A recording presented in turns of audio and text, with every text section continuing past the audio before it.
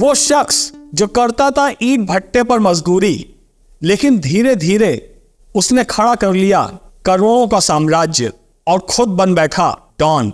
नमस्कार, the pen down में आपका स्वागत है। मैं हूं पीयूष त्रिपाठी। इस शख्स के पास गुंडों की एक बड़ी फौज थी और उसका इतना खौफ था कि इलाके की औरतें उसके नाम से कांपती थी कि ना जाने कब और किस वक्त उसका बुलावा आ जाए। उसने इलाके को काला पानी बना दिया और खुद बन बैठा इस काला पानी का डॉन। देखते हैं इस खास रिपोर्ट में।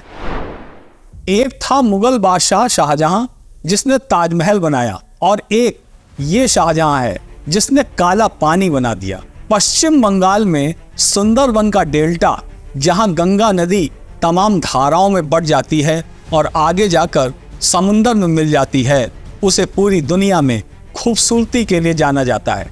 लेकिन उसी डेल्टा में बने एक टापू संदेश खाली को शाहजहां शेख नाम के शख्स ने काला पानी जैसा ही बना दिया। आज़ादी से पहले अंडमान में बनी सेलुलर जेल में जब अंग्रेज किसी को भेजते थे तो उसे काला पानी कहा जाता था, क्योंकि वहां कैदियों के साथ जो जुल्म होता था उससे ज्यादातर कैदी दम तोड़ देते थे। इसी तरह का जुल्म करने का आरोप संदेश खाली के इस शाहजहां शेख पर है, जो यहाँ बरसों से अपने आतंक का साम्राज्य चला रहा था। पश्चिम बंगाल के उत्तर 24 परगना जिले का संदेश खाली गांव 5 जनवरी को अचानक उस वक्त खबरों में आ गया जब वहां राशन घोटाले के संबंध में शाहजहां शेख के घर छापा मारने पहुंची ईडी की टीम पर शाहजहां शेख के 200 से ज्यादा गुर्गों ने घेर कर हमला कर दिया।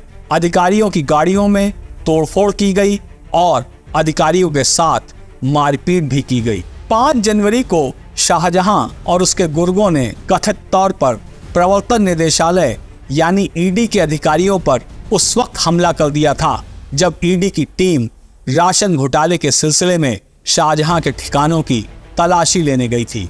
उस समय शाहजहां शेख मौके से फरार हो गया। ईडी टीम पर हमले के बाद जब ये मामला सुर्खियों में आया तो शाहजहां शेख के जुर्म की कहानियां परत दर परत बाहर आने लगी। संदेश खाली की महिलाओं ने शाहजहां शेख पर यौन उत्पीड़न का भी आरोप लगाया। शाहजहां शेख 10,000 करोड़ रुपए के राशन घोटाले में पकड़े जा चुके बंगाल के पूर्व मंत्री ज्योतिप्रिय मलिक का करीबी बताया जाता है और खुद भी इलाके में तृणमूल कांग्रेस का नेता है। शाहजहां पर आरोप है कि वो महिलाओं को देर रात अपने दफ्तर में मीटिंग के बहाने से बुलाता था और वहां कथित तौर पर महिलाओं का यौन शोषण किया जाता था। इसके अलावा शाहजहां के गुर्गे संदेश खाली के घर घर में घूमकर खूबसूरत युवतियों और महिलाओं की तलाश करते थे और उन्हें शाहजहां शेख के पास भेजने का इंतजाम करते थे। ईंट भट्टा मजदूर से मजदूर यूनियन का नेता बने शाहजहां शेख ने साल 2004 में माकपा के जरिए राजनीति में एंट्री ली। स्थानीय लोग बताते हैं कि नेतागिरी का चोला ओढ़ते ही शाहजहां शेख की गुंडई और दबंगई शुरू हो गई। उसने धीरे धीरे लोगों की जमीनों पर कब्जा जमाना शुरू कर दिया। 2011 में पश्चिम बंगाल में टीएमसी की सरकार बनने के बाद शाहजहां शेख ने भी पाला बदल लिया और टीएमसी में शामिल हो गया। इसके बाद उसके काले कारनामे, गुंडई और अत्याचार बढ़ते चले गए। टीएमसी नेता ज्योतिप्रिय मलिक का करीबी शाहजहां शेख संदेश खाली टीएमसी इकाई का अध्यक्ष भी है। पिछले साल उसने जिला परिषद की सीट भी हासिल की। सत्ताधारी पार्टी की राजनीति के साथ शाहजहां शेख का रसूख भी बढ़ता चला गया और उसकी अकूत संपत्ति भी बढ़ने लगी। एक खबर के मुताबिक उसके पास 17 कारें, 43 बीघा जमीन, करीब 2 करोड़ रुपए के जेवर और करीब 2 करोड़ का बैंक बैलेंस है। हालांकि स्थानीय लोग बताते हैं कि ये रकम तो गिनती से बहुत कम है।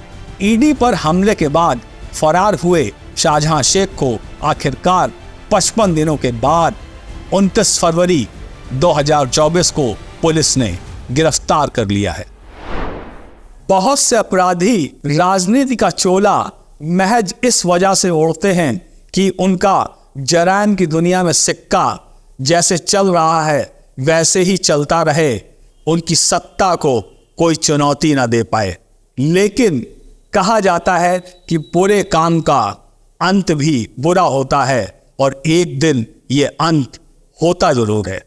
आप हमारा channel the pen down like और सब्सक्राइब जरूर करें और अपना सपोर्ट हमारे साथ बनाए रखें।